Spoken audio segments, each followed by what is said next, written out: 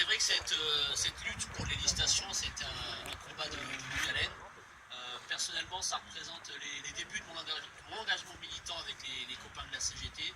En juillet 2011, quand on a décidé, face au constat qu'on faisait à l'époque de gâchis énormes, de disparition probable de cet outil, de se mobiliser, d'essayer d'alerter les uns et les autres sur les vrais risques qu'encouraient nos territoires et nos populations sur la disparition de cet équipement.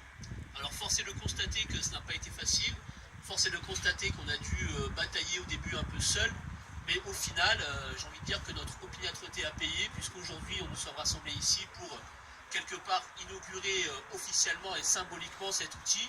C'est un outil qui est très important pour plusieurs raisons. Je ne vais pas revenir sur tout ce qu'a dit Olivier, mais en termes sanitaires, en termes de sécurité sanitaire pour nos populations, c'est quelque chose d'indispensable. En termes d'équipement, parce que quand on perd un équipement, quelque part, je vais laisser passer le temps.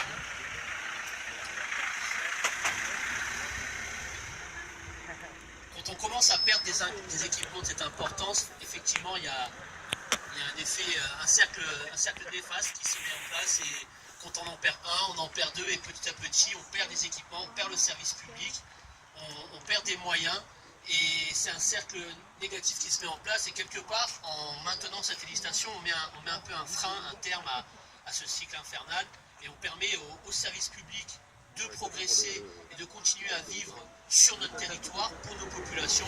Et c'est vraiment ce travail dans l'intérêt général qui a été fait par les camarades de la CGT. Alors je tiens à remercier tout le monde. Tout le monde au final s'est mobilisé pour que nous puissions défendre et conserver ce territoire. Alors effectivement, tous les problèmes ne sont pas réglés, hein, Olivier l'a dit.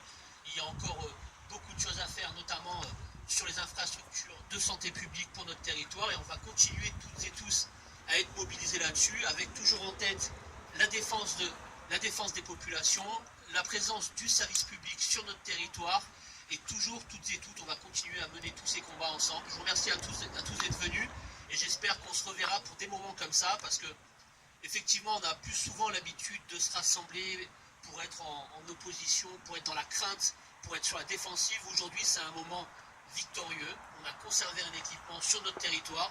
C'est aussi important de se rassembler dans des moments comme ça, positifs. Les choses avancent. Collectivement, nous sommes une force, et il faut que ceci soit entendu et su par le plus grand nombre. Merci.